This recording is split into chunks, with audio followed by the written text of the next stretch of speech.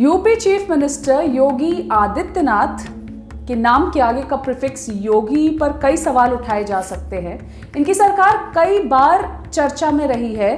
कभी मुख्यमंत्री के विवादित भाषणों की वजह से अखबारों के कई पन्ने भरे गए।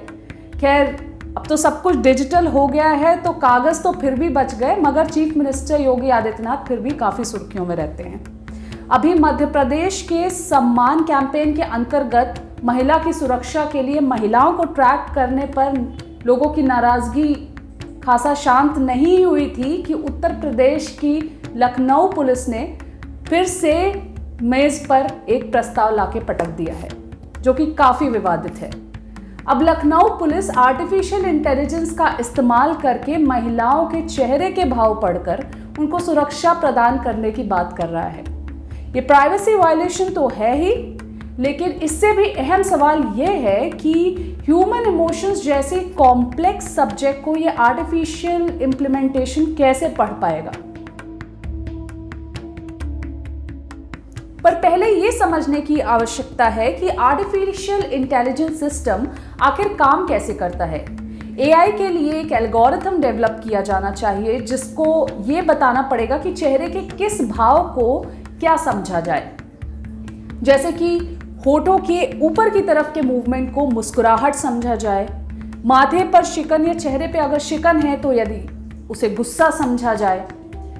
इसी तरीके से कई डेटा प्रोवाइड किए जाते हैं, वॉइस मॉड्यूलेशन, फेशियल एक्सप्रेशंस, आंखों का मूवमेंट।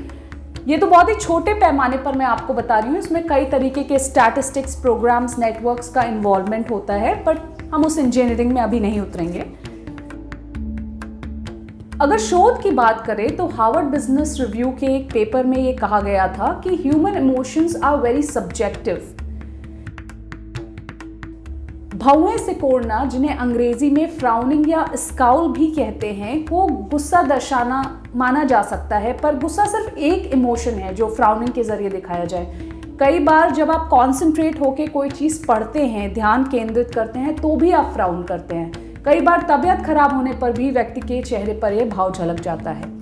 अब उत्तर प्रदेश पुलिस डिस्ट्रेस यानी कि परेशानी को चेहरे के भाव से कैसे पढ़ेगी, वो एक बहुत बड़ा सवाल है।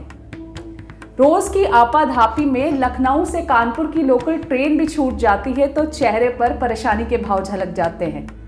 ऐसे तमाम कई इंसिडेंट्स को सेफ्टी रिलेटेड इंसिडेंट से कैसे डिफरेंशिएट किया जाएगा, ये भी एक सोचने वाली बात है।